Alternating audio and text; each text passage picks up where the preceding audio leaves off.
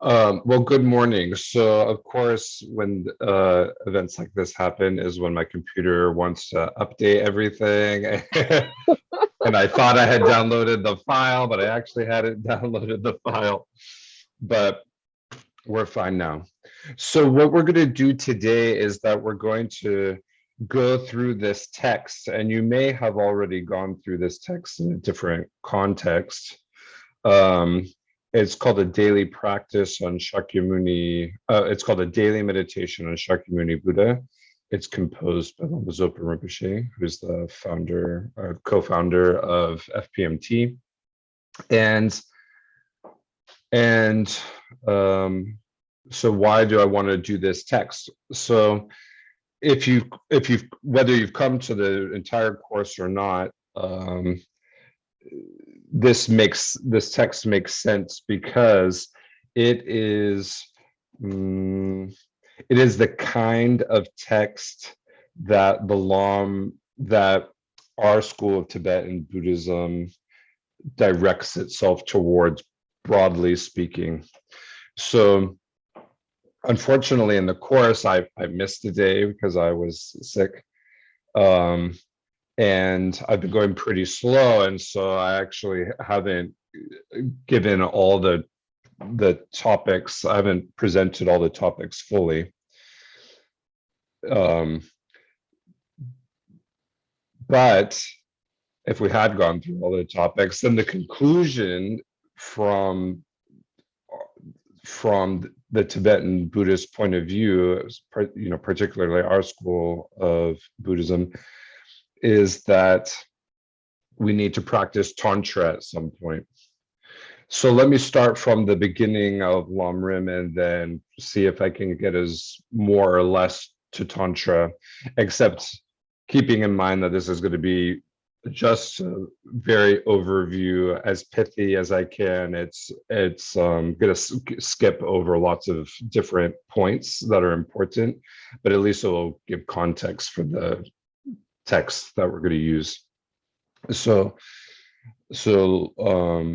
using Lama Atisha's text, Lama Tsongkhapa composes his lamrim commentaries. Lamrim is like a genre of spiritual literature, and it's basically it's translated as graduated stages of the path to enlightenment. So the idea was that you could systematize all the Buddhist teachings that had been categorized in different ways.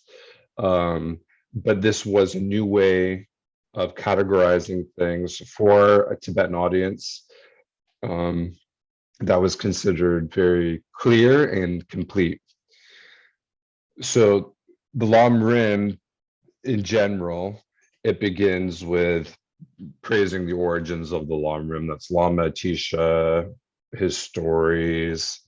Then they talk about the need of having a qualified spiritual teacher. So this is someone who's able to guide you on the path, presumably because they've completed or walked further along the path. And there, at that point of the lamrim, we talk about how to perceive a teacher. So that's devotion through thought. And then how to treat a teacher once you've perceived him or her as your teacher. And that includes things like offerings, acts of service, and then offering your practice, which is considered the most valuable offering, is to follow their instructions and to improve your life. Then we talk about death and impermanence, and we talk about gross impermanence. Things change. We can see that people get old, cups break, and we talk about subtle, and we die, most importantly. And then subtle impermanence, things are changing moment to moment.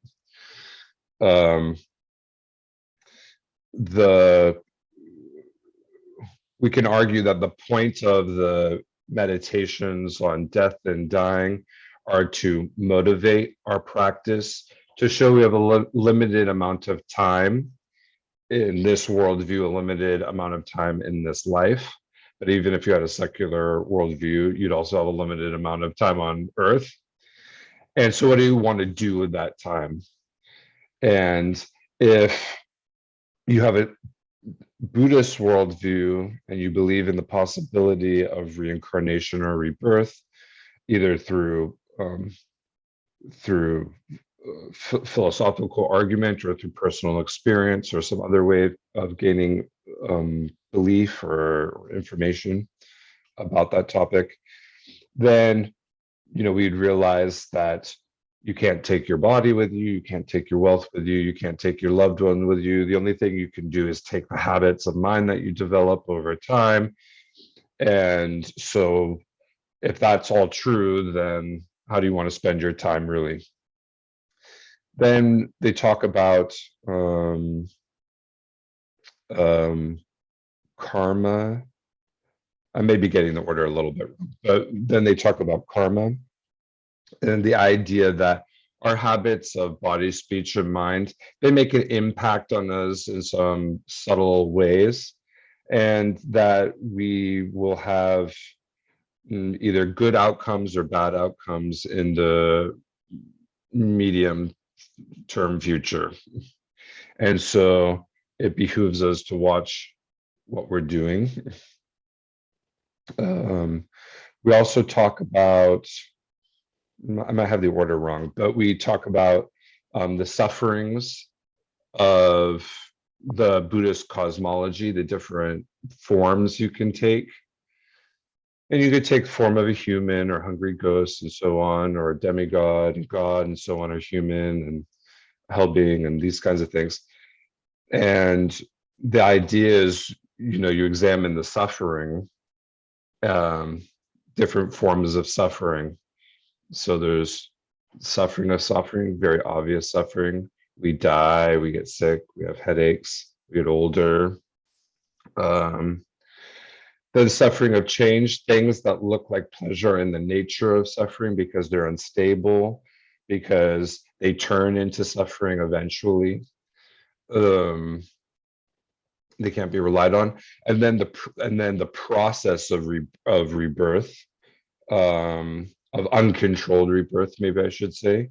So we create karmas that propel us into different forms, and we don't have any control over the process. We're not sure what will ripen and when. It depends on the conditions that surround it.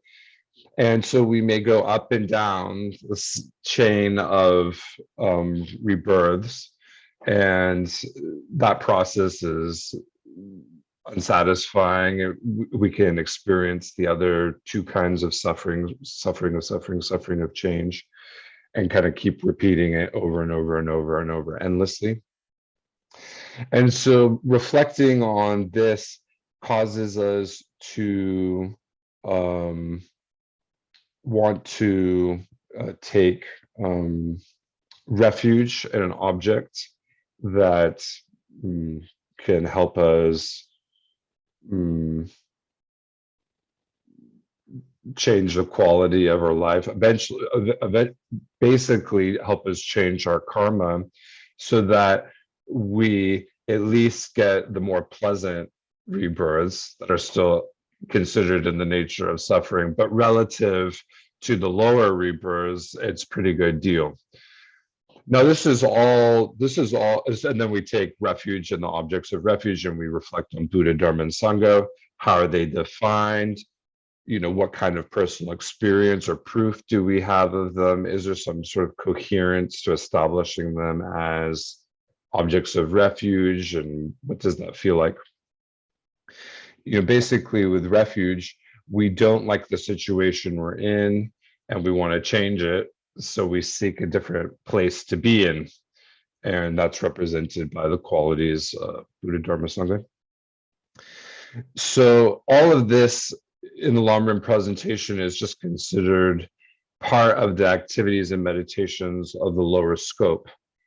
And lower scope means that a practitioner is concerned about the quality of their next existence, their next life. And so they're a spiritual practitioner by that definition, but the scope of their concern is fairly limited because it's just about the quality of their next existence. So moving into the medium scope, then we reflect on the process um, of samsara from a Buddhist point of view, the process of samsara, and we talk about the Four Noble Truths.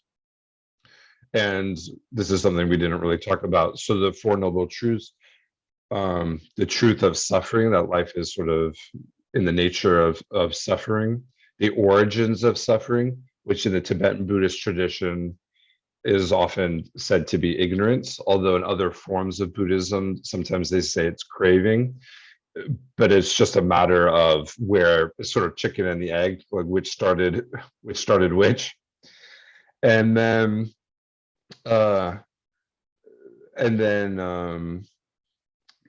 the truth of the cessation of dukkha, suffering was what it means.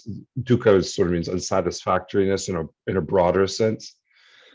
And then so we prove to ourselves it's possible to somehow change our suffering condition.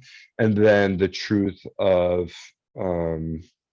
the methods to end suffering. So the path, the Eightfold Path, which means the Dharma broadly, the full Dharma path. So in this medium scope, we reflect on the Four Noble Truths. We reflect on the 12 links of dependent origination, which is the various steps to how samsara works from a Tibetan Buddhist perspective. Now, I don't know them. I haven't memorized them very well in my mind, but I know the beginning is ignorance and I know the end is death. And so what happens, so from the Tibetan Buddhist point of view, said in a very pithy way, they argue that the Buddha said that we misapprehend reality. We see something that actually doesn't exist and isn't there. On the basis of that misapprehension of reality, delusions or afflicted emotions or negative states of mind arise in us. Anger, clinging attachment, various forms of other kinds of ignorance, and the extensions of different sort of related emotions or feelings that occur.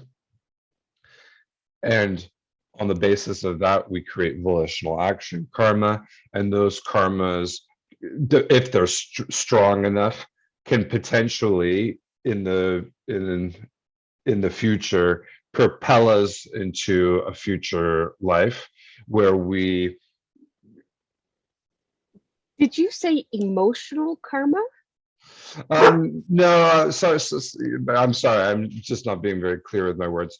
So, on the basis of a misapprehension of reality, delusions arise, which includes negative emotions, afflictive emotions, the delusions. There's just different translations. Disturbed states of mind, like anger or clinging attachment.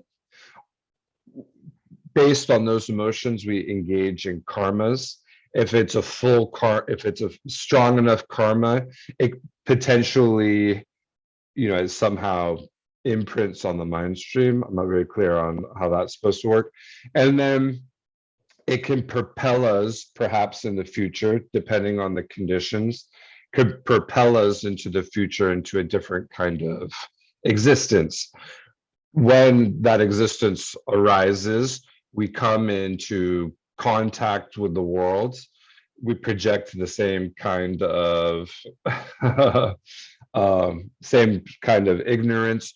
We have the same kind of delusions. We create the same kind of karmas. And while that's happening, we also get sick, grow old, die, and have various kinds of ordinary sufferings that we're all very familiar with. And so in that accumulating more karma that throw us again. So then we start to have a cycle.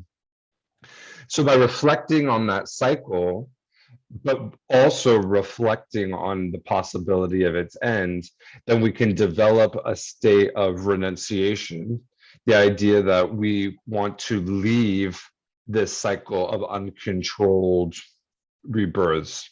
In the Tibetan Buddhist tradition, if you leave the cycle, you can either be liberated or you can be fully enlightened, which are just two classes of sort of leaving the cycle, two different levels of leaving samsara. They both count as leaving samsara, but from the Tibetan Buddhist point of view, full enlightenment is considered more complete. So imagine that we do that, so that we want that, we generate that state of mind where we're done with the cycle of suffering, and we would like to leave it. So from the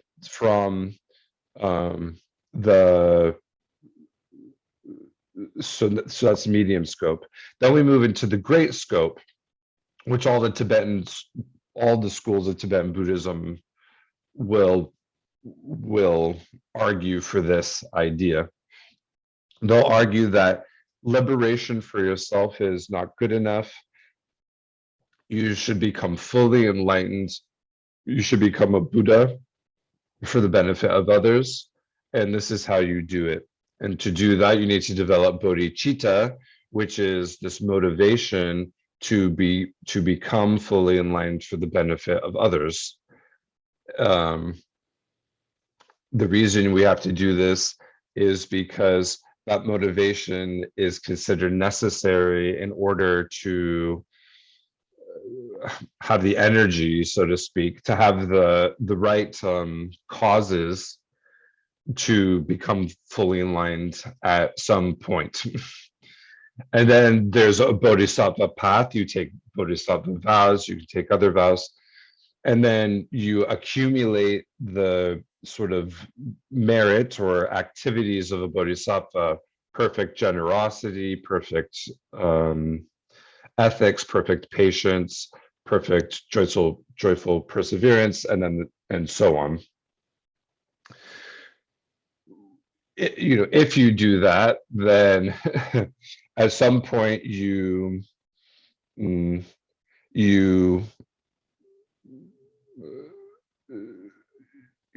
takes a very long time to complete that path. You go through these stages of meditation. You have bodhicitta, which is you create virtuous action or merit through that, and simultaneously you need to reflect on the nature of reality and understand it as it is. And so then you do the wisdom meditations to understand, because it's insight into the nature of reality that stops this cycle of rebirth. But now you have a motivation to help others, and so you go through sort of a different path and bodhisattva grounds and paths, and then you'll become a fully enlightened. I've skipped over a lot, and then you become a fully enlightened Buddha, and you just serve beings constantly for the rest of existence. So that's sort of how it's conceived of. And it feels really good the entire time you're doing it. So it's not considered a burden or a job, or you've already been freed from your own personal suffering, and now your motivation is to help living beings. So it actually is effortless and feels blissful and is better than ice cream. So, but that path is considered to take a very long time. So we move into, but you're a great scope practitioner because the scope of your concern is as broad as possible, includes all living beings. So then over time, different methods to do that are revealed, and the method that's revealed is Tantra, and it's considered a faster path to to completing this, to getting to full enlightenment. So the Mahayana path that I described before in the Great Scope is considered to take 3 great eons. That's a kind of classic number. But if you do Tantra, you can do it in 1 lifetime of this degenerate age. So you can do it in this present lifetime if you want to. Now, take that with a grain of salt. They say that's not very common. And you'd be an exceptional practitioner, but relatively, it takes a very short amount of time. So what does that mean? So you use the methods of Tantra in order to accumulate the merit and wisdom that's required in order to become fully enlightened. So in Tantra, in our school of Tibetan Buddhism, there's four classes of Tantra, and as you move up the tantras, they're concerned with kind of physical purity in the lowest classes, and then in the highest classes, it becomes more about mental purity. And as you go up the classes, you start with low levels of attachment. You use attachment energy and transform it, and as you go up the levels, you use more and more intense attachment energy, which is transformed into meditative power, if you will. And you're able to use that meditative power to meditate on the view of reality. And that's how you would achieve full enlightenment. So as you move through the levels, you're more and more focused on the mind, mental purity, and the attachment that's transformed into bliss increases. In Tibetan Buddhism, the highest class of Tantra is called highest yoga Tantra.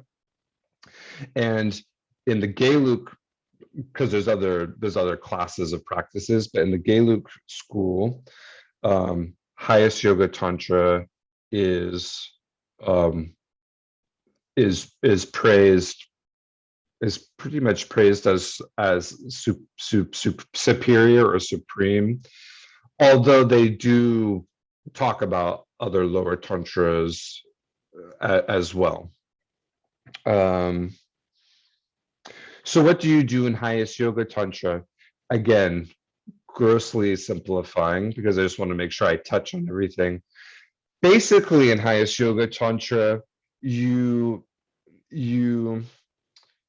learn to see yourself as a Buddha, as a form of a Buddha, and there's various forms. And on the basis of that visualized sort of imaginary representation, then in the highest practices, you are able to manipulate the subtle energies of the body, which increases a sense of bliss and concentration. And then with that concentration, you're able to reflect on the nature of reality.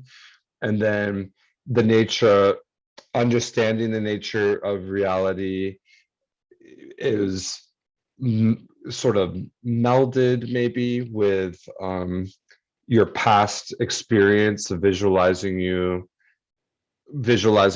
as a Buddha. And then it gets very technical about those kind of subtle energies and things like that. We don't even have to worry about that. Honestly, that's taught at a very high level. Most people are not capable of doing it right now, and it requires very good concentration. As I've talked about Shanae, it requires sort of perfect concentration. It requires your morality to be pretty crystal clear, and the actual process of manipulating those energies is considered very sort of dangerous without instruction, or there's potential for harm. I don't want to spook anyone, but just potential for harm. And so you really need a teacher that knows how to do it, who's qualified. It's not really, I don't think it's something that's considered really you read in books and stuff like that.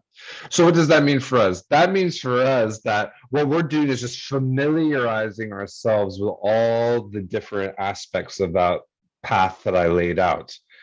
And keeping in mind, I skipped over huge amounts of information.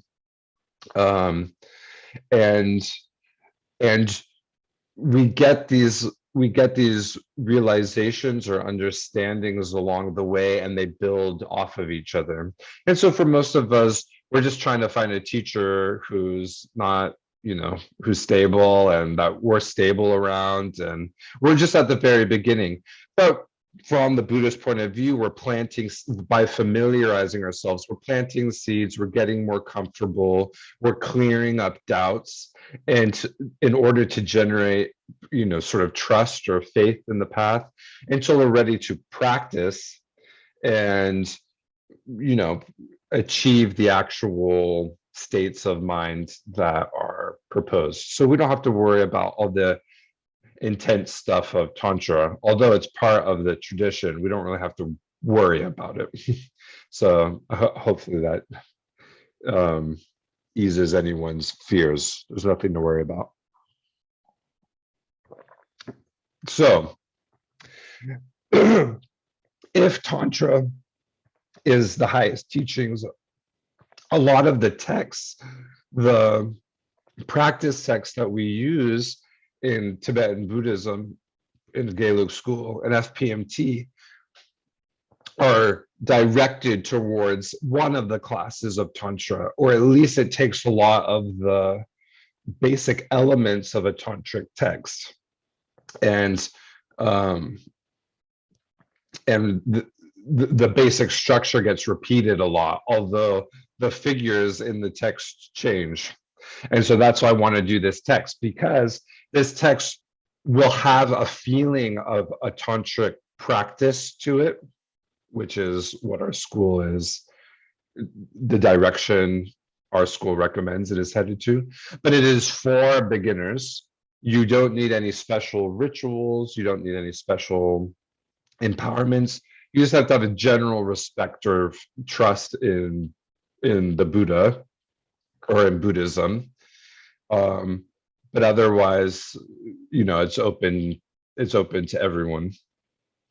And these texts will include preliminary prayers, they'll include refuge prayers, they'll include bodhicitta prayers, there could be mantras, I might do a little bit of chanting. Visualization is very key as we generate ourselves or we make offerings.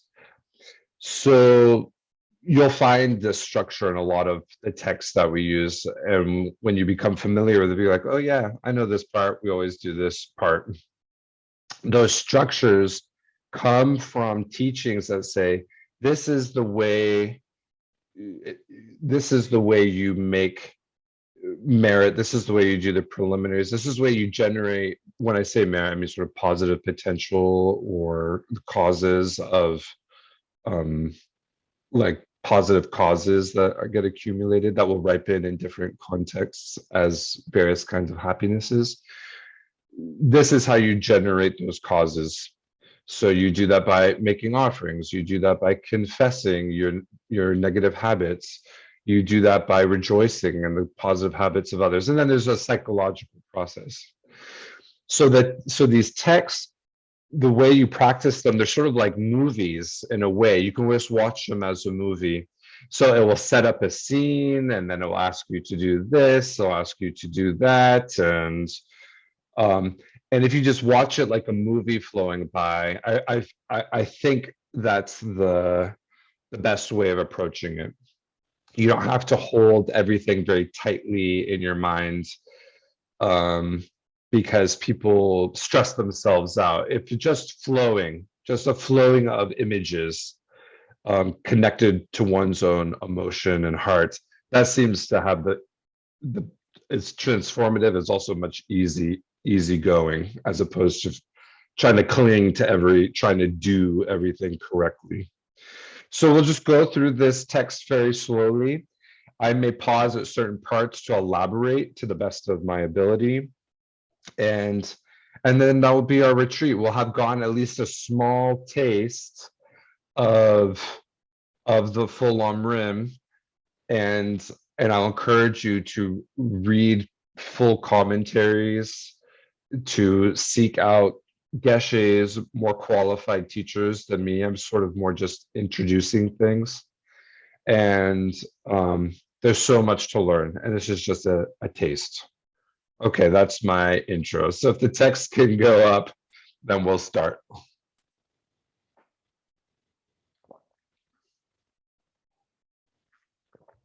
Okay, great, great, great, great, great. I did the morning motivation practice, generate a good motivation. Okay. So the next page. Okay, thank you. Okay. So the first thing we'll do is not immediately jump into the text, but the first thing we'll do is take 5 or 10 minutes. I'll keep track of the time.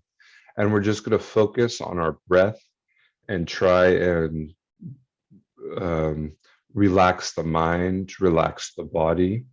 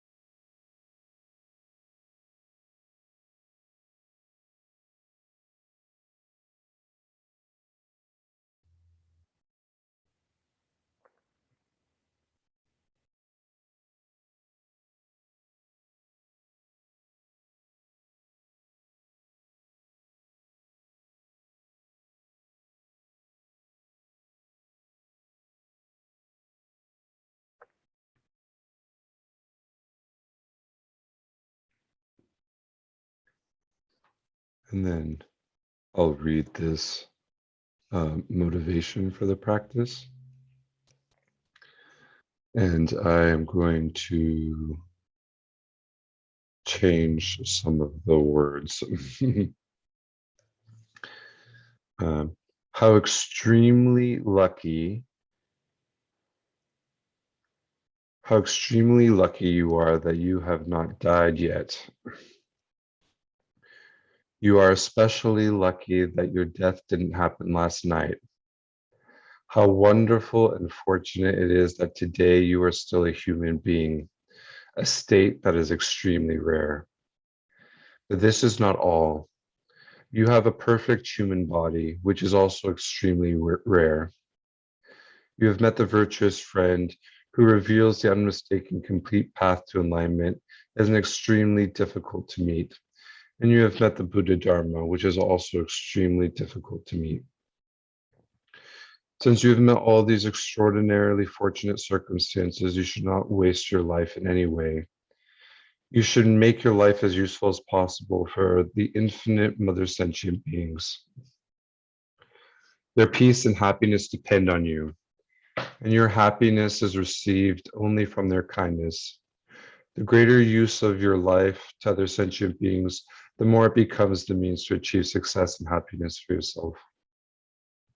The purpose of your life is to free all sentient beings from suffering and its causes, negative karmas and disturbing thoughts, and to lead them not only to the ultimate happiness of self-liberation, freedom merely from the sufferings of samsara, but to the peerless happiness of full enlightenment as well. This is your responsibility. You are responsible for the happiness of all sentient beings. Why? Because whether your actions are helpful or harmful to them depends completely on your own mind and whether you have compassion or not. By generating compassion, you immediately benefit numberless sentient beings. At the very least, you do not harm them. The ultimate purpose of your life is to do perfect work for others. In order to fulfill that purpose, it is necessary for you to achieve the state of full enlightenment, omniscient mind. And in order to do that, you must actualize the path to enlightenment. Therefore, you're going to do actions that become only causes for you to achieve enlightenment, to bring all sentient beings to enlightenment as quickly as possible. May all our actions become only causes for us to achieve enlightenment and to bring all sentient beings to enlightenment as quickly as possible. So with that motivation, then we generate sense of refuge. So in the space before you, visualize Buddhas and Bodhisattvas seated on thrones, engaging in the activities of Buddhas and Bodhisattvas. Maybe that's teaching or meditating or emanating bodies to help living beings or whatever they do to help living beings.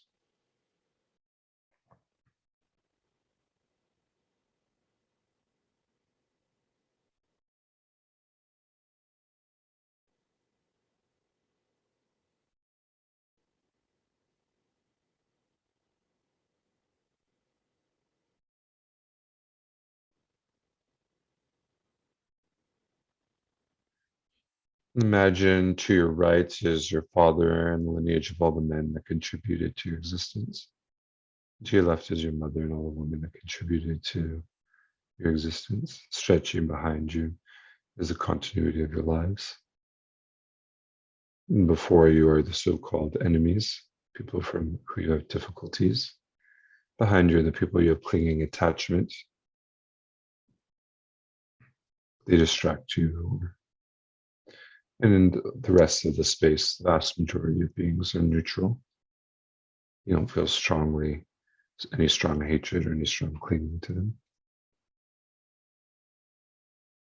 And you think, myself and all these beings suffer because of habits of body, speech, and mind.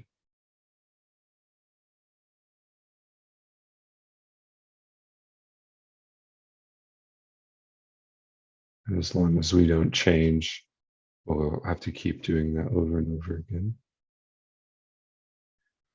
But these Buddhas and Bodhisattvas and other holy beings in front of me, they've um, discovered a way to stop these kind of negative habits of body, speech, and mind. I want to become like them.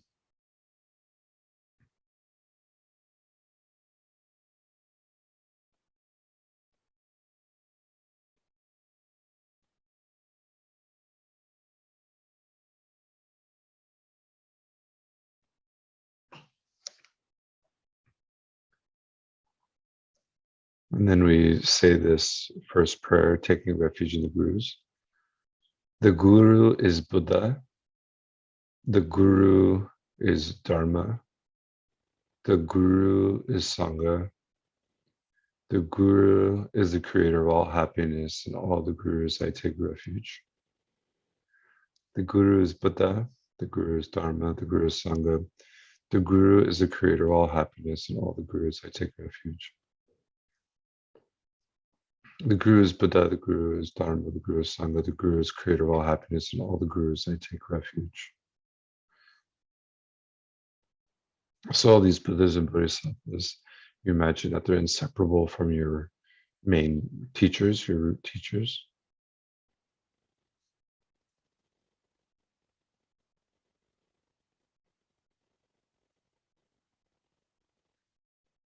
And then we recite these verses. With the thought desiring to liberate transmigratory beings, I always take refuge in the Buddha, Dharma, and Sangha until the heart of enlightenment is achieved. With perseverance, acting with wisdom, compassion, loving kindness, in front of the Buddhas for the benefit of sentient beings, I generate the thought of full enlightenment. With the thought desiring to liberate transmigratory beings, I always take refuge in Buddha, Dharma, and Sangha until the heart of enlightenment is achieved. With perseverance, acting with wisdom, compassion, loving kindness, in front of the Buddhas for the benefit of sentient beings, I generate the thought of full enlightenment. With the thought desiring to liberate transmigratory beings, I always take refuge in the Buddha, Dharma, and Sangha until the heart of enlightenment is achieved. With perseverance, acting with wisdom, compassion, and loving kindness in front of the Buddhas for the benefit of sentient beings, I generate the thought of full enlightenment. And then imagine purifying the space. Everywhere may the ground be pure, free of pebbles and so forth, as level as the palm of the hand, and in the nature of Bardurya and soft. So Bardurya is sometimes translated as beryl, like a bright blue stone, a blue stone of some kind. So imagine the environment around you, your actual environment around you, your actual where you're sitting in your house or wherever. Imagine transforming it into a sort of perfect, purified environment.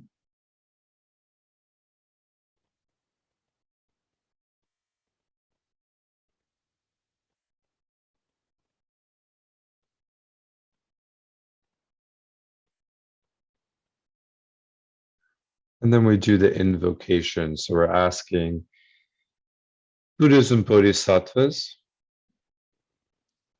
which are mental energy combined with subtle physical energy. So we invite them into this space. Savior of all sentient beings without exception, divine destroyer of the unbearable hordes of Maras and their forces, perfect knower of all things without exception, Bhagawan, together with your retinue, please come here.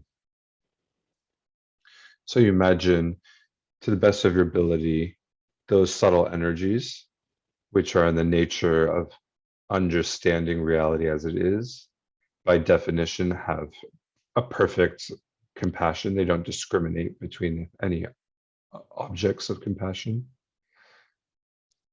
They're inseparable from your teacher.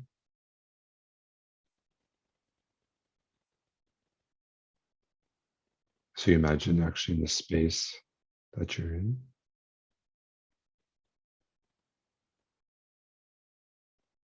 visualized before you. And we make offerings. So we say the offering prayer. May divine and human offerings actually arranged and mentally emanated become cloud of the finest amount of Vajra offerings, filling the entirety of space, entire realm of space. So imagine making infinite amount of offerings that are pure in their um, aspect. So the best quality water for drinking, water for bathing the feet, flowers, incense, like perfume, food, and music. So the best quality of all those. And they're pure in that they don't disturb the mind of these holy beings. The more that they receive the offering, the more blissful they become.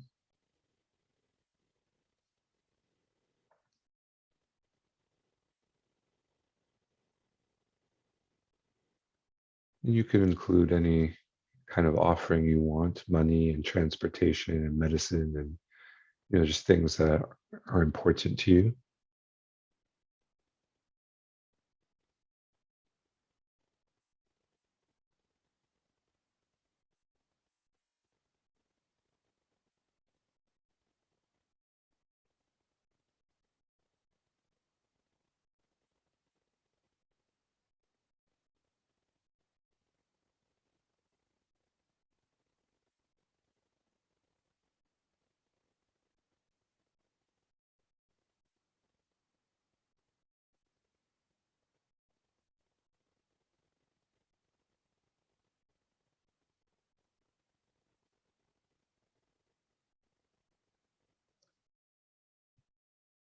Then we'll recite this mantra. So you imagine with reciting the mantra, you imagine the offerings are blessed and multiplied and become numberless. Namo Bhagavate Vajrayana Brahmardhane Tadagadeya Arade Samyasam Badaya Dayata Om Badre Badre Mahabadre Mahadeja Badre Mahavijaya Vajra Mahabodhichitta Vajra Mahabodhi Mendo Kramana Vajrazava Gama Avarana Vishojana Vajrazo Namo Bhagavate Vajrasara Pramardane Tadagataya Arate Samyasam Badaya Dayata Om Vajra Vajra Maha Vajra Mahadeja Vajra Mahavijaya Vajra Mahabodhichitta Vajra Mahabodhi Mendo Vajra Vajra Zava Kama Avarana Vishojana Vajra Om Namo Bhagavate Vajrasara Brahmardhane Tadagadeya Arade Samyasam Budaya Dayata Om Vajre Vajrama Vajrama Deja Vajrama Vijaya Vajra Mahabodhichitta Vajra Mahabodhi Mendo Vazangramana Vajra Savakama Avarana Vishojana Vajra Soha.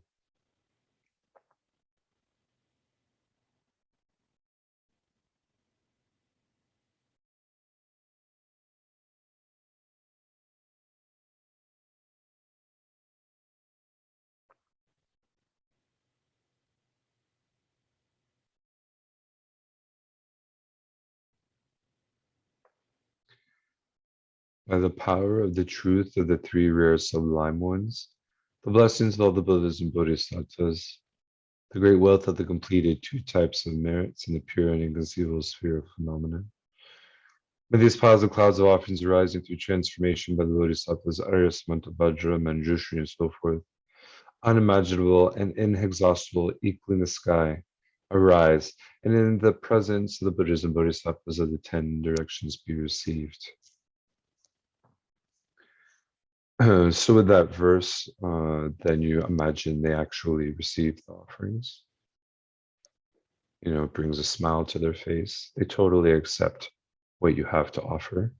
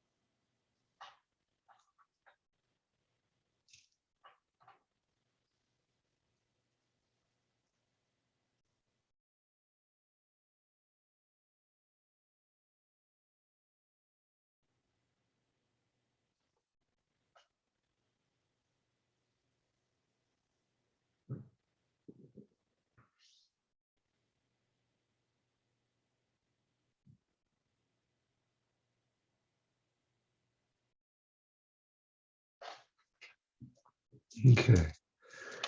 And then we do the prostrations. So, normally we do, if we were together in person, we do full bowing, and you're welcome to get up and prostrate if you want to. But you can also just put your hands with your thumbs tucked in prostration. So prostration, you're just showing physical, verbal, and mental respect towards these figures because they have these qualities. And so really it's the qualities, one could argue you're paying respect to the qualities as they're embodied and visualized in different forms. Mhm. So we say this mantra um, uh, to multiply the prostration. Om Namo Manju Shriye Nama Zu Shriye Nama Uttama Shriye Soha. Om Namo Manju Shriye Nama Zu Shriye Nama Uttama Shriye Soha. Om Namo Manju Shriye Nama Zu Shriye Nama Uttama Shriye Soha.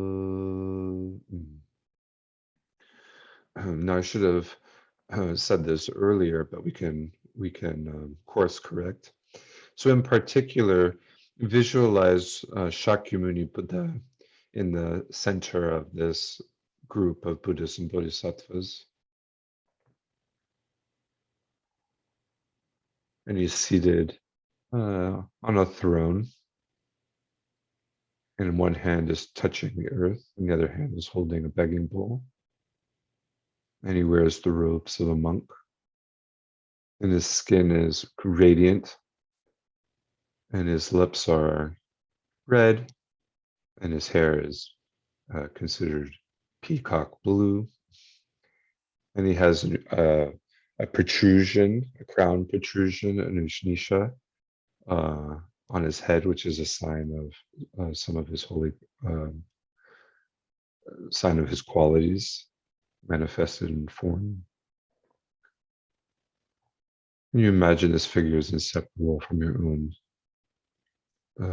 heart teachers, your own main teachers? Yeah.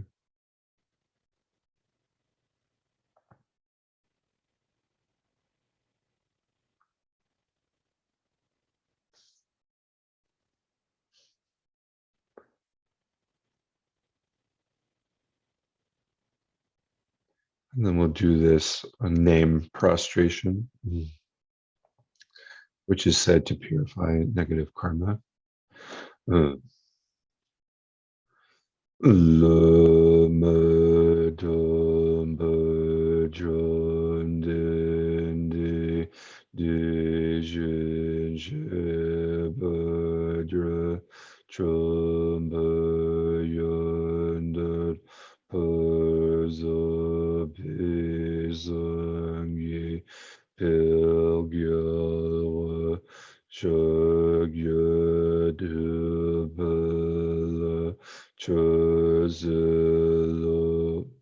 Je que je o je ni le de zo le me dun me jun den de jun jun me dre me yun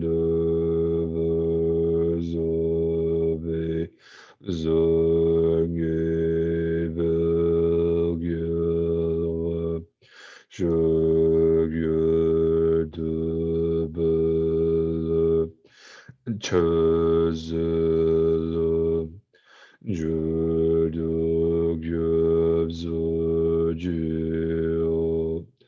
je de zo. To the Guru, Teacher, Bhagavan, Tathagata, Arhat, perfectly complete Buddha, glorious conqueror, Shakyamuni, I prostrate, make offerings, and go for refuge. Please grant me your blessings. Mm.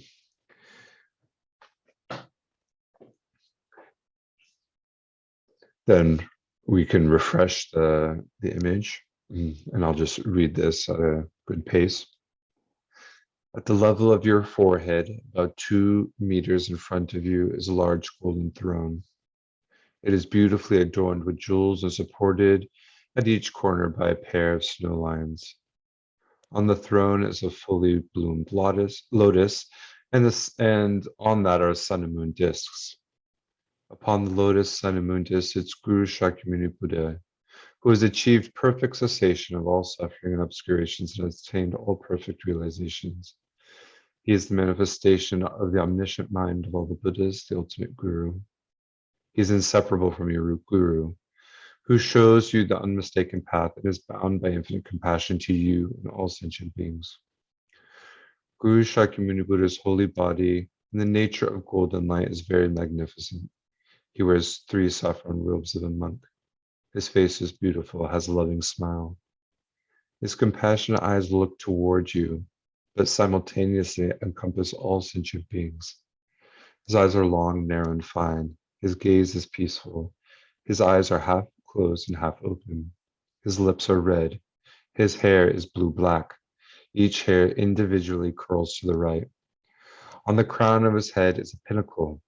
The palm of his right hand rests on his right knee, the middle finger touching the moon cushion. His left hand rests in his lap in the mudra of meditation, holding an alms bowl filled with nectar. He is seated in the Vajra posture in the center of an aura of light like sunbeams. Each feature of his holy body represents an aspect of his omniscient mind, his inner realizations, and also demonstrates the causes, the merits collected in the past. No matter how much one looks at Guru Shakyamuni Buddha, one never feels satiated. The Supreme Refuge Guru Shakyamuni Buddha encompasses Guru, Buddha, Dharma, and Sangha. From his holy body, beams are emitted in all 10 directions. Numberless manifestations of Guru Shakyamuni Buddha are transformed on the tips of these beams to ripen the infinite sentient beings. Looking at me with compassionate eyes, Guru Shakyamuni Buddha says, son or daughter of the lineage, if you want to be liberated from the suffering of samsara, I will guide you. He happily promises this and also promises to free you from the breathless state of the lower realms. So with that image, then we think, circling continuously in samsara 6 realms, we have been tormented by suffering from beginners through birth until now, and still we haven't become liberated from it. Unfortunately, this time we have received a perfect human body. Because of our good fortune, we have met the most sublime teaching, the Buddha Dharma, revealed by the teacher Guru Shakyamuni Buddha. We have no certainty that we will not die today. Our death could happen even today. If we were to die today, we would have no freedom to choose the realm in which we were born. We could fall down the precipice into one of the realms of evil gone transmigratory beings. We should think carefully about whether we would be able to bear those sufferings for even 1 second. Even if we were to achieve the body of a deva or human, which is extremely unlikely, we would still be ceaselessly tormented by many hundreds of sufferings, such as birth, sickness, old age, and death, dissatisfaction, anxiety, relationship problems, and so forth. And after that, we would fall again down to lower realms. There's nothing to trust about being in the upper realms. This one time we've attained a perfect human body with freedoms and richnesses.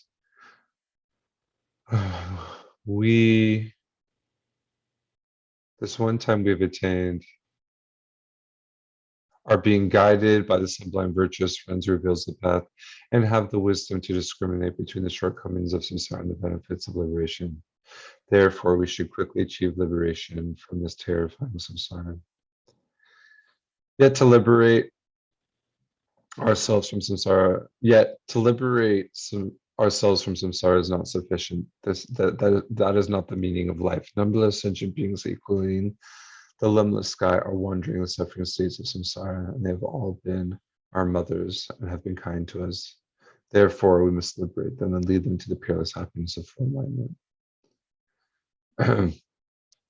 Who is the refuge and guide who liberates from the great ocean of beginningless samsara? There's none other than the 3 rare sublime ones, the teacher, the fully enlightened one, the Dharma, the scripture and realizations of the Sangha, the Supreme Assembly. Therefore, together, all of us and every one of the transmigratory beings equaling the sky take refuge in the Guru, 3 rare sublime ones. So then we do the prayer, and yeah, we'll figure it out. So with that in mind, we'll do this prayer. Namo Gurube. Oh, okay. I'm going to skip. So if you'd skip the next page, skip the next page, skip the next page. Okay. Yeah, that's fine. So with the refuge and no, the one before. No, the next one. Let's go forward. Not back. Yeah. Go forward one. Yeah. Okay, there. That's good. So then with this in mind, then we'll do this. I want to expose you to this chant. So this is a chant for taking refuge in the Guru's Buddha, Dharma, and Sangha. Namo Gurubhe Namo Buddhaya Namo Dharmaya Namo Sanghaya Namo Gurubhe Namo Buddhaya Namo Dharmaya Namo Sanghaya Namo Gurubhe Namo Buddhaya Namo Dharmaya Namo Sanghaya.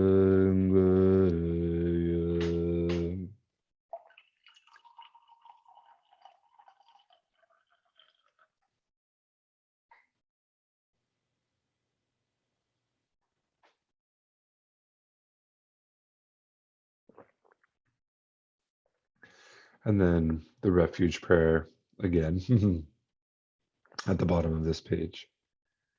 I take refuge until I am enlightened in the Buddha, Dharma, and the Supreme Assembly.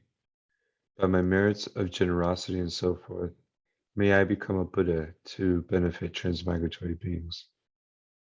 I take refuge until I am aligned to the Buddha, Dharma, and Supreme Assembly. By my merits of generosity and so forth, may I become a Buddha to benefit transmigratory beings. I take refuge until I am aligned to the Buddha, Dharma, and Supreme Assembly. By my merits of generosity and so forth, may I become Buddha to benefit transmigratory beings.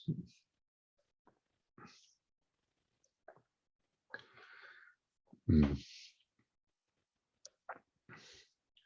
And then we go through the immeasurables, four measurables.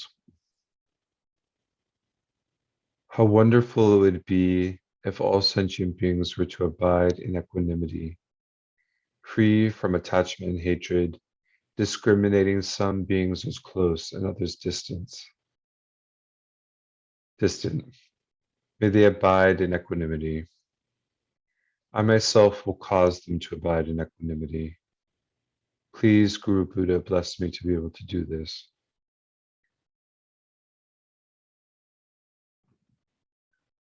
How wonderful it would be if all sentient beings were to achieve Buddhahood.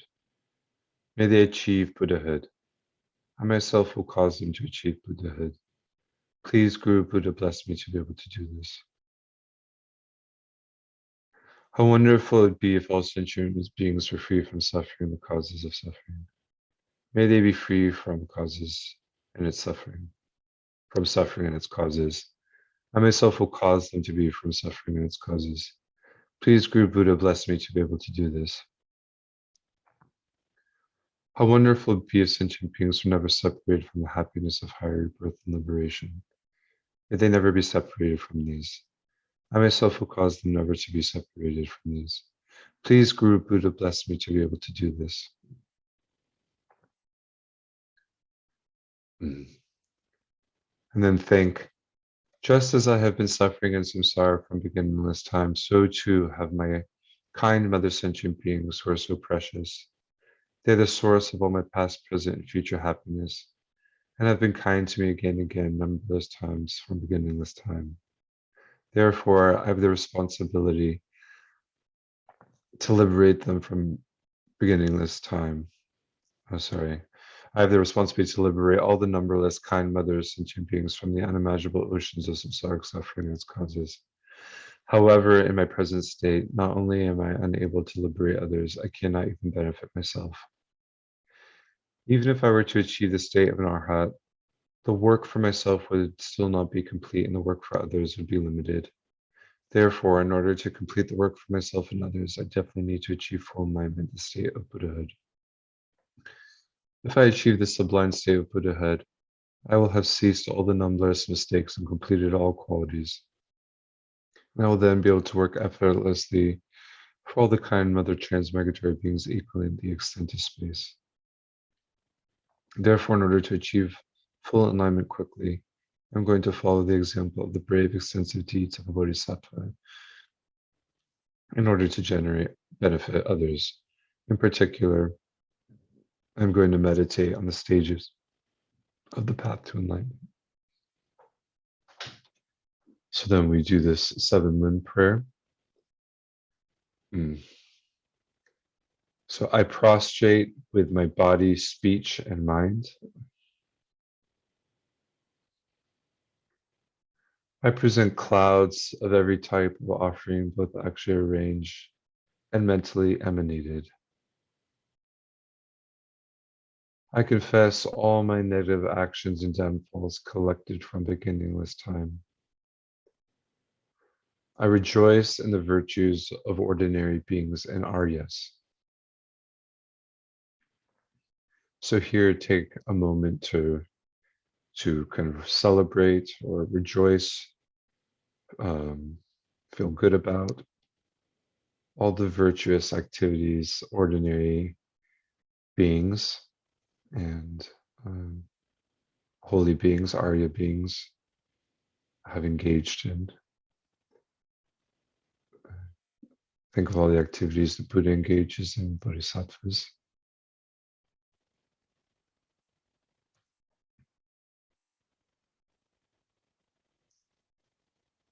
Think of all the activities of people around the world. Think of all the virtuous activities of your own. Just celebrate or feel good about what people are able to accomplish.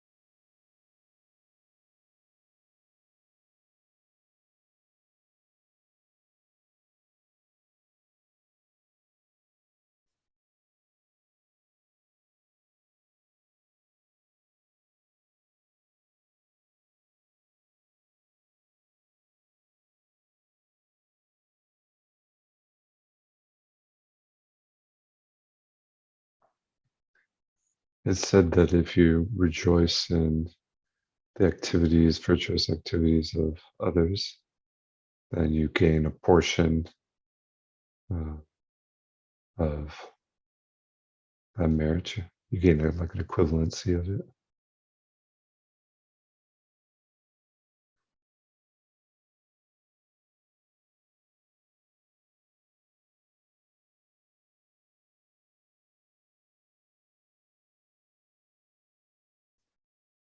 Mm. It's said that if you rejoice in the merit of a being that's superior to you, then you gain a portion. And if you uh, rejoice in the virtuous activity of someone with an inferior realizations to you, then you gain, extra, a multiple of it. So it's just an interesting way of thinking about it. It's also said it's one of the easiest ways to gain potential, positive merit, positive potential is to rejoice in virtue that beings are engaging in constantly.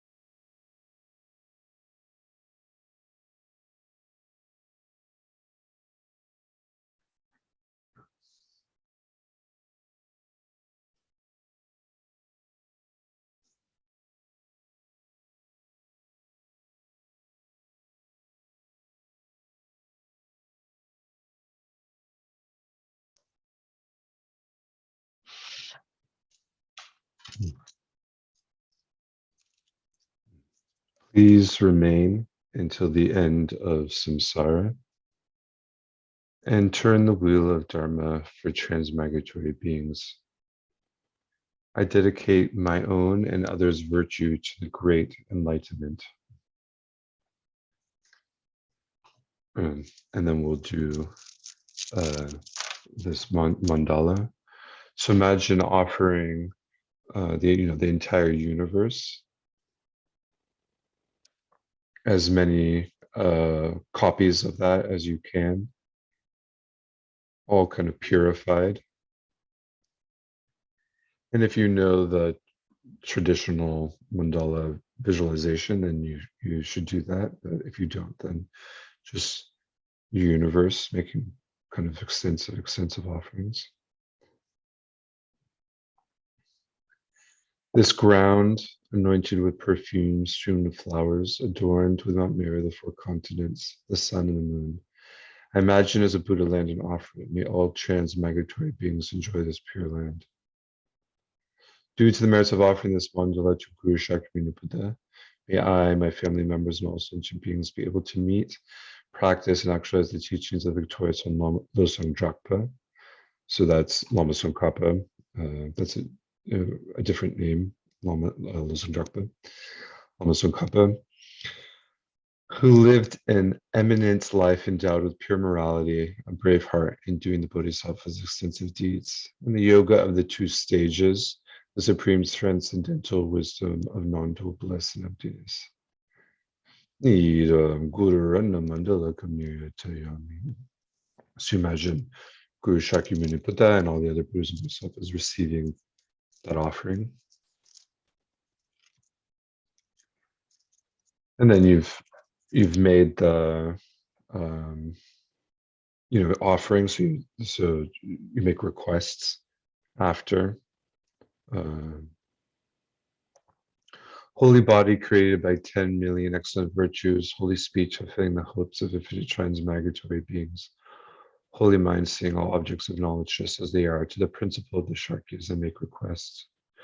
Guru Vajrayana, embodiment of the three refuges, takes the form of virtuous friends, just as due beings in whatever way is needed, and grants the supreme and common realizations to the kind gurus I make requests. Holy sublime field of merit, my perfect, pure Guru, by making offerings and requests to you, Savior, sole root of all happiness and goodness, please bless me to be happily guided by you. Magnificent and precious Guru, please abide on the lotus and moon on my crown, guide me with your great kindness, and grant me the realizations of your holy body, speech, and mind.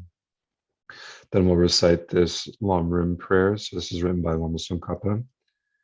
The foundation of all good qualities is a kind and perfect pure Guru. Correctly following the Guru is the root of the path. By clearly seeing this and applying great effort, please bless me to rely upon the Guru with great respect. When I have discovered the precious freedom of this rebirth is found only once, is extremely difficult to find again and is greatly meaningful. Please bless me to unceasingly generate the mind, taking its essence day and night. This body and life are changing like a water bubble. Remember how quickly they perish and death comes. After death, just as a shadow follows the body, the results of black and white karma follow. When I have found definite conviction in this, please bless me always to be conscientious and abandoning even the slightest collection of shortcomings in accomplishing all virtuous deeds. When I have recognized the shortcomings of samsaric perfections, there is no satisfaction in enjoying them. They are the door to all suffering and they cannot be trusted. Please bless me to generate a strong wish for the bliss of liberation. Through my being led by this pure thought, with great remembrance, alertness, and conscientiousness, please bless me to make keeping the individual liberation vows the root of the teaching my essential practice. Just as I have fallen to the sea of samsara, so have all other transmigratory beings.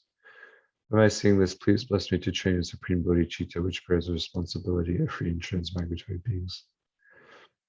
Even if I develop only Bodhichitta without familiarizing myself with the three types of morality, I cannot achieve enlightenment. By my saying this well, please bless me to keep the vow of the sons of the victorious ones with fervent effort. By my having pacified distractions to wrong objects and correctly analyzed the meaning of reality, please bless me to quickly generate within my mind stream the unified path of calm abiding special insight. When I have become a suitable vessel by training in the common path, please bless me to immediately enter the holy gateway of the fortunate beings, the supreme of all vehicles, the Vajrayana. At that time, the basis of accomplishing the two attainments is keeping my vows and samayas purely. When I've gained effortless conviction in this, please bless me to protect them, even at the cost of my life. Then when I've realized exactly the vital points of the two stages, the essence of the tantric sets, And I'm enjoying the yoga of 4 sessions with effort without being distracted by non-meditation objects. Please bless me to accomplish these according to the teachings of the holy beings. Bless me, the virtuous friends who reveal the noble path, and spiritual practitioners who accomplish it have long lives. Please bless me to pacify completely the collections of outer and inner hindrances. In all my lives, never separated from perfect gurus. May I enjoy the magnificent Dharma by completing the qualities of the grounds and paths. May I quickly attain the state of Vajradhara. Okay.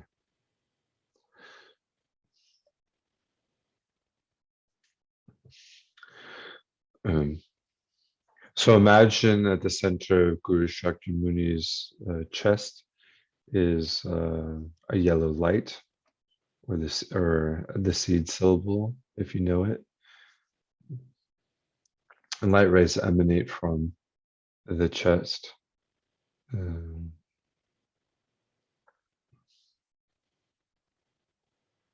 the mantras, the light rays make offerings to all living, so to holy beings.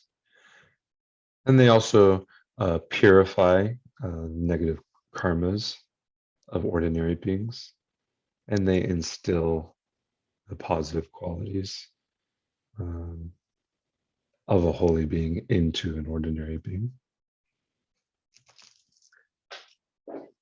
And so as we do this visualization, you think these light rays touch every living being. This includes you.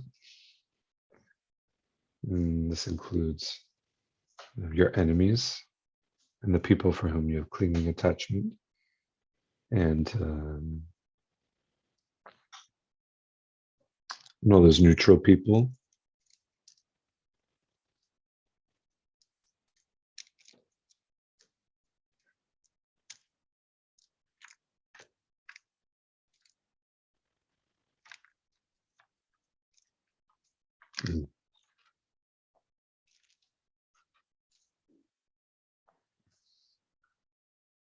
And all beings in the universe, any beings we see or don't see. And then we'll do this chant.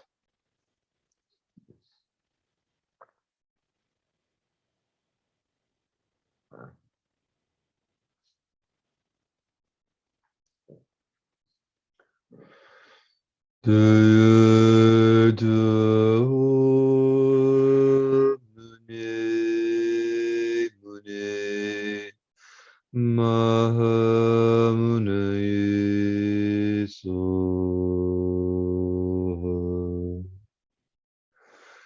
Mune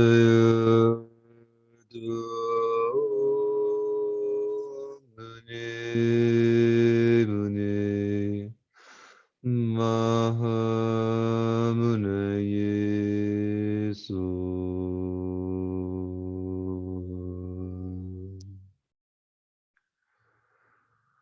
Mune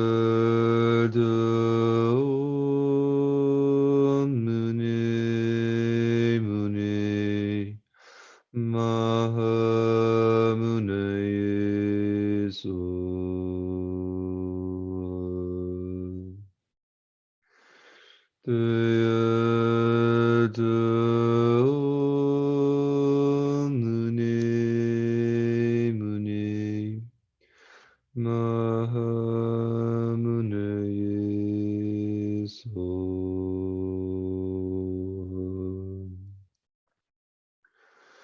Mune Mahamunaye Soha.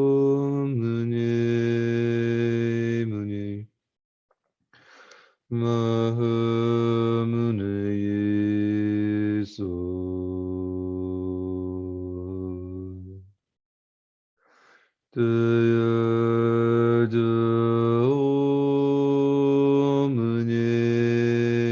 Mune Mahamunaye.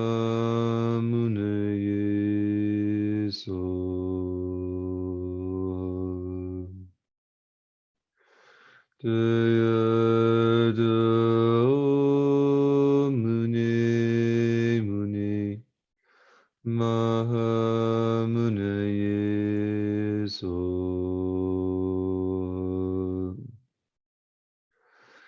Daya Muni Muni Mahamunaye Son.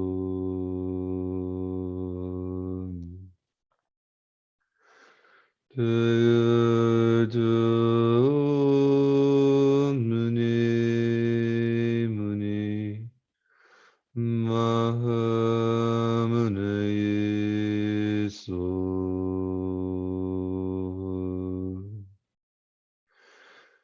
Daya Muni Muni Mahamunaye Son.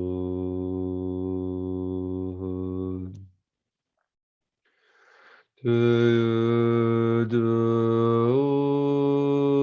Muni Muni Mahamunaye Son.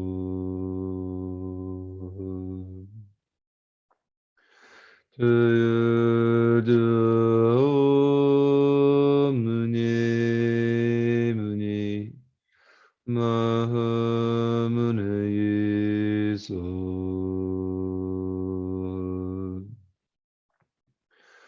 Daya Muni Muni Mahamunaye Son.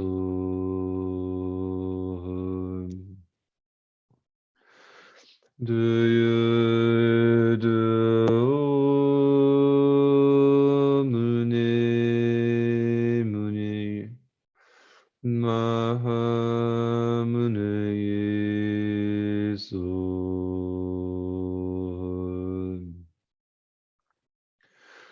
Daya Muni Muni Mahamunaye Son.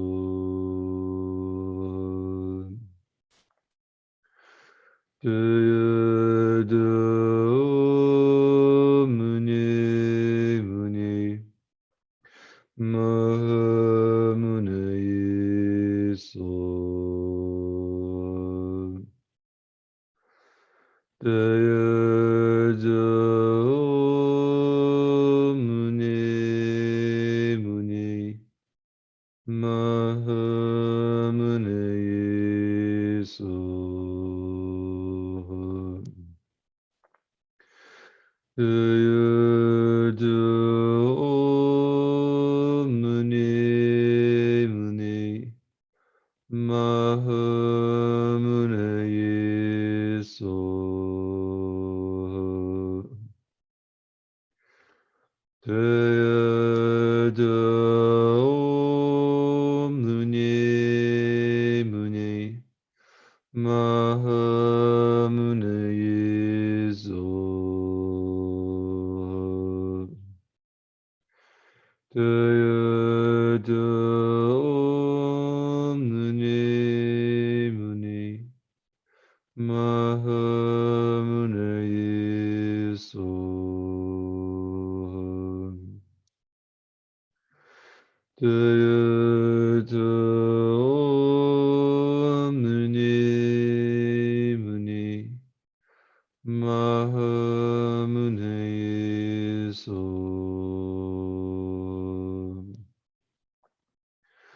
Daya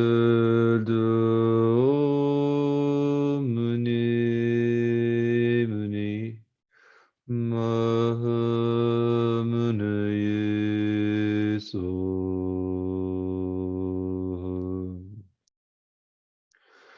Daya Muni Muni Mahamunaye Son. Daya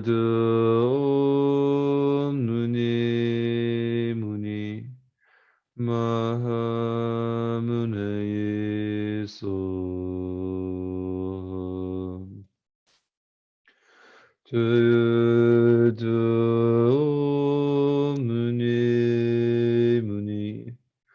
Mahamune so Daya do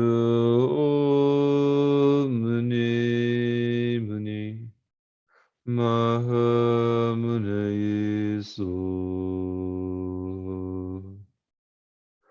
Daya do muni muni Mahamune so Daya do muni muni Mahamune so Daya do muni muni Mahamune so.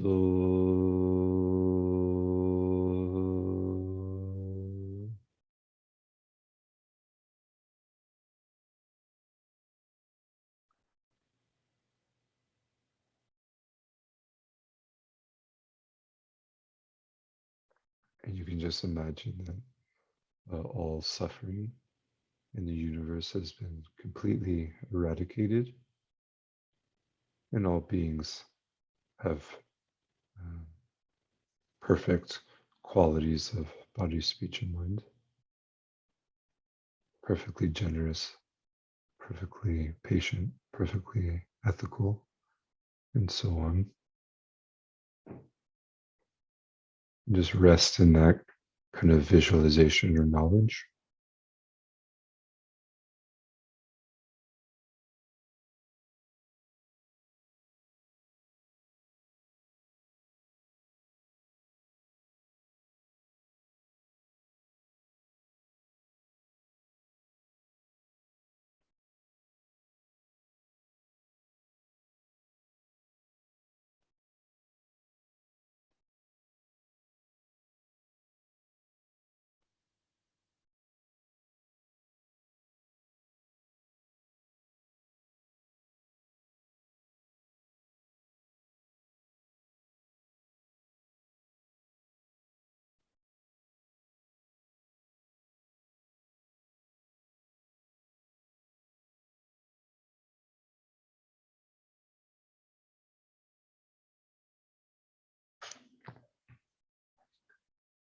Mm. And then imagine a replica of Guru Shakyamuni Buddha descends to your crown and to the crowns of all those living beings that have been surrounding you during this. You imagine Buddha, Guru Shakyamuni Buddha dissolves into light. The light descends through the crown of your head and goes to your kind of third eye region, and it fills your body and all the other beings too. It fills their bodies, fills our bodies with the white light and purifies all the negative karma and obscurations accumulated by the body.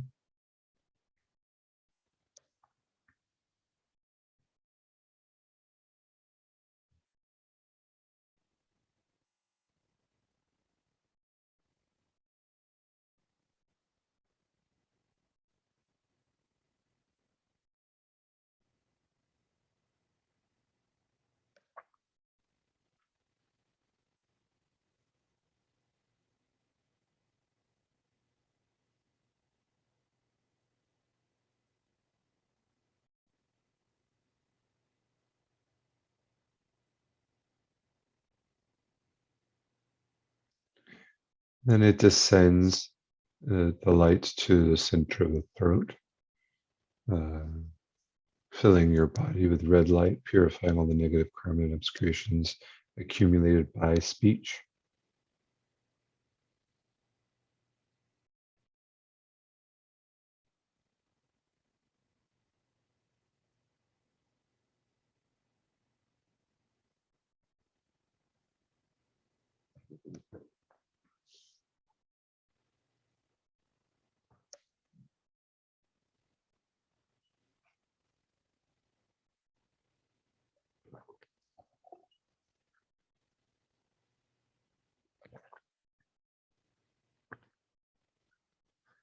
And it descends to the center of your chest, or the heart region, called, it's called the heart sometimes, but it's not your anatomical heart, it's the center. And filling your body with blue light, purifying all the negative karma and obscurations accumulated with the mind.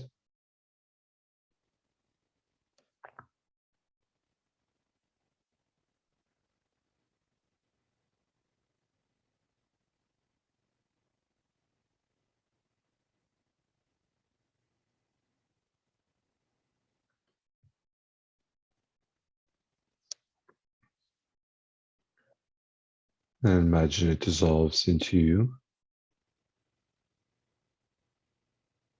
You become inseparable from this Guru Shakyamuni Buddha energy.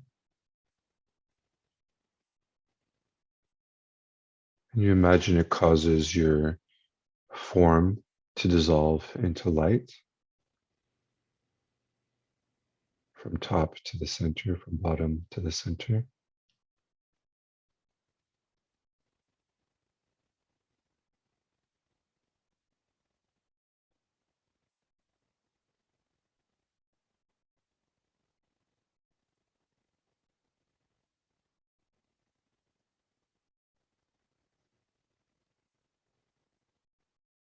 And then I'm going to snap my fingers.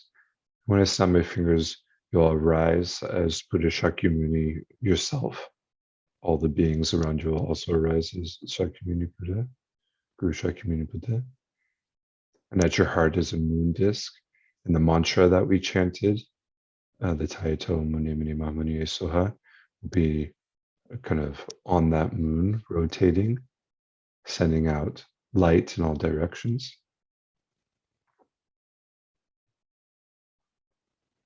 So you rise as Shakyamuni Buddha.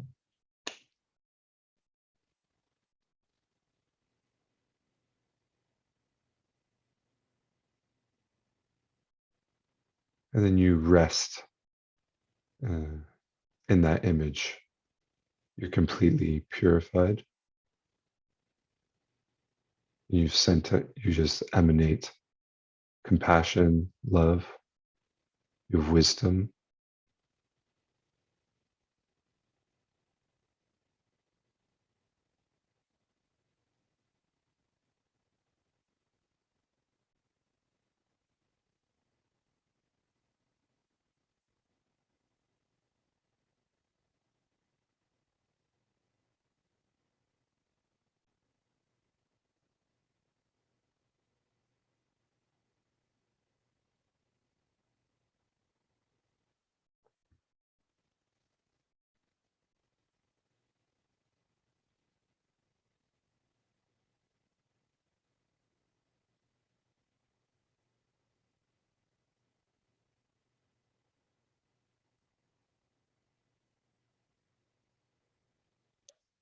The rays of light that emanate from you purify all those classes of beings we've talked about. It eradicates their suffering and instills in them positive qualities.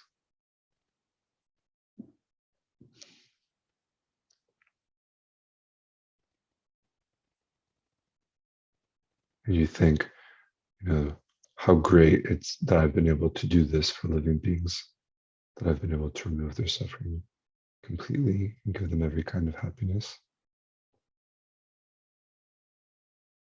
So celebrate and feel good about your ability to do that.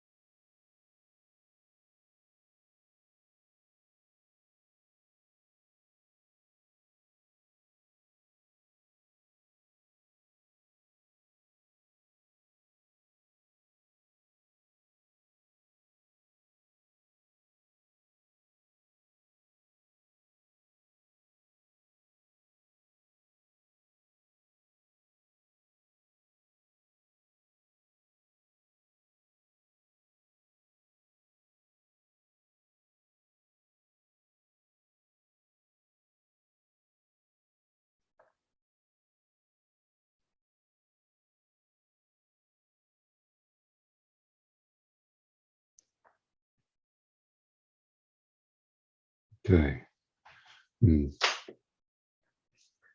So take a moment to rejoice in all this activity, this 2 hours of explanation and prayers, and just taking time out of your day to be here, and all the people involved to make this possible. So many people are involved.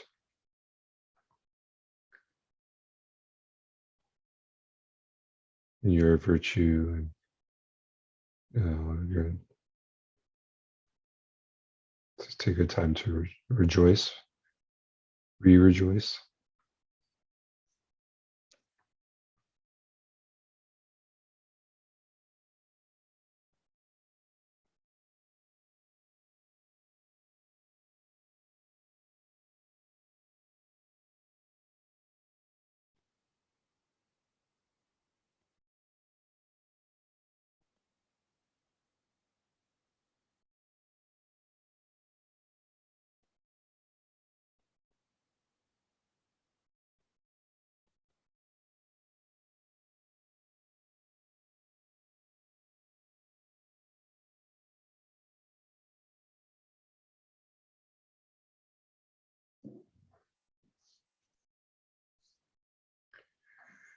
And then think, to the best of your understanding or knowledge, mm, the myself, the creator of this positive energy, and the positive energy created the action of. Sorry, let me start over. I, as the agent, and the action and the result of creating positive karma energy, are from the ultimate analysis, empty of inherent existence,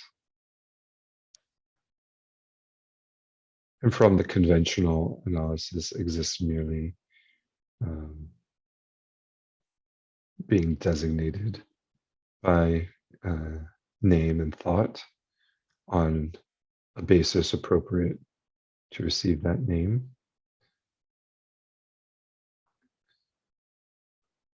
So I don't exist inherently, but I function from a conventional perspective.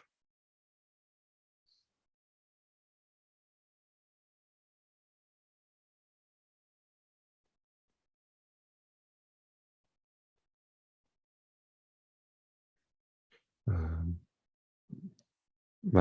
myself as an agent, the action, the positive karma created, they don't exist inherently, but they exist in that they're dependent arisings.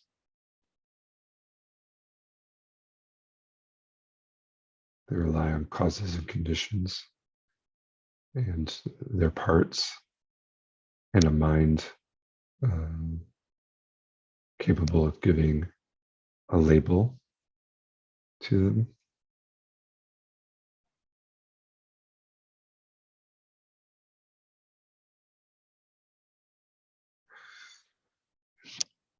And so it's said that this empty merit, which exists as a dependent arising conventionally, but it does not exist inherently from an ultimate analysis. So it's said that this merit can be lost if it's not dedicated to a greater purpose. So we'll dedicate in this awareness of the emptiness of inherent existence and dependent arising from conventional perspective. So we dedicate all the merit to long lives of our spiritual teachers. May we always from our side see them as Buddhas. May all their wishes come true, holy wishes come true. May we never be separated from them. May we be able to serve them to the best of our ability. May we never be separated from the path of renunciation, Bodhichitta, the pure view on emptiness, and the 2 stages of Tantra practice. May we never be separated from the teachings of um, Lama Tsongkhapa, the Gelug school. And then if we have connection with other schools, the Kagyu, Sakya Nyingma, and they have various sub schools. So uh, whichever schools and teachers lead us to spiritual development, so we never be separated from those. And may all those that think of us, remember us, dream of us, speak to us, hear our voices, see our bodies, see our names, speak our names, touch our bodies, like us, love us, hate us, hurt us, up to the point of killing us. May they never be born in the lower realms. May always meet qualified Mahayana teachers and friends, and may they come in line in that very moment. May all the environmental problems of this earth instantly cease, in order that those who practice the Dharma may continue practicing peace. Those who are about to begin practicing Dharma may begin in peace, and those yet to hear the Dharma may hear it in peace. May all wars, famines, fighting, various forms of oppression, all the things that happen between humans, may they instantly cease in this very moment. May all the sufferings of animals and non-human sentient beings, um, animals, birds, insects, and various other life forms, may they be free from every kind of suffering and have every kind of happiness come Buddhas as quickly as possible.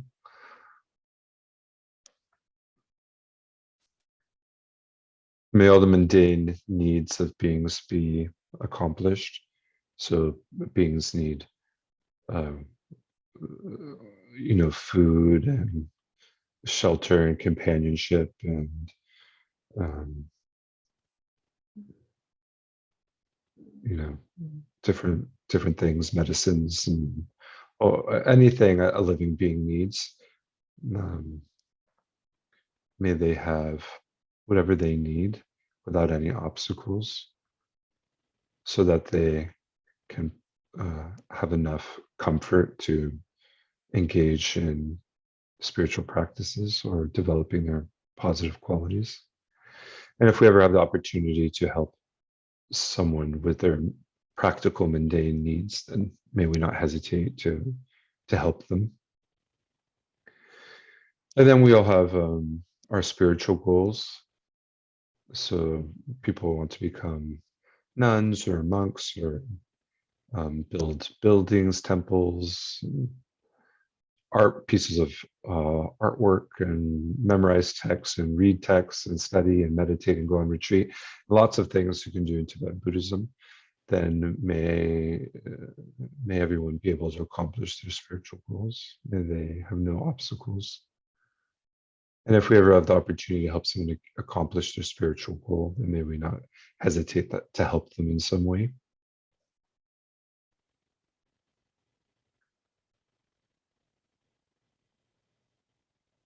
And then as we've done this 2-hour kind of practice, then many beings have found out they're going to die, or have begun the process, or have already died. If they're able to become healed and well, then may they become instantly healed and well. And if that's not possible, then may they transition to the bardo and become enlightened in the bardo, the intermediary state. And if that's not possible, may they be reborn a human being um, with a perfect human rebirth, meet qualified Mahayana teachers and friends, and become Buddhists in a very lifetime. And may all the institutions that support developing spiritual practice, spiritual qualities in living beings, may they have every resource they need: money, volunteer time, praise, buildings, which whatever. So whatever institution supports developing human beings' natural potential, may they have every resource they need.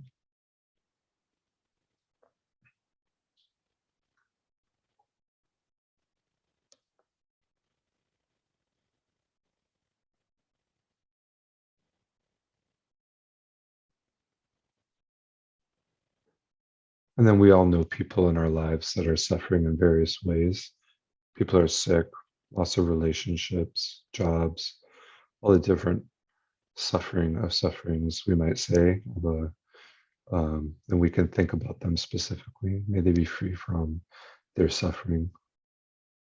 May they heal or have resolution or whatever it is they need. May they be free from every kind of suffering, every kind of happiness. And then at the very least, no matter what happens in our lives, whether we're Buddhist or not, whether we remain Buddhist or not, at the very least, we can have a kind heart, be brave, warm-heartedness, kind, and work to alleviate the suffering of beings and to bring them various kinds of happiness. So at the very least, we can do that. Okay, so the time is 11:01. Thank you for your patience with me. I had a great course. It's taught me a lot about what I need to work on. And so I really appreciated the opportunity. And I'm doing a course with my Tripa on Tuesdays this month about Bodhichitta. So if you go to my Tripa College website, then you can find the link and the however that works, passcode and stuff. And we're just doing reflections on Bodhichitta. And I'm not sure when I'll be back with to Norbuling. I have to see if they ask me back and what they want. So, but otherwise, it was great. And I hope you have a lovely weekend. And thank you so much for your help and attendance. And it was great seeing you all again. Okay.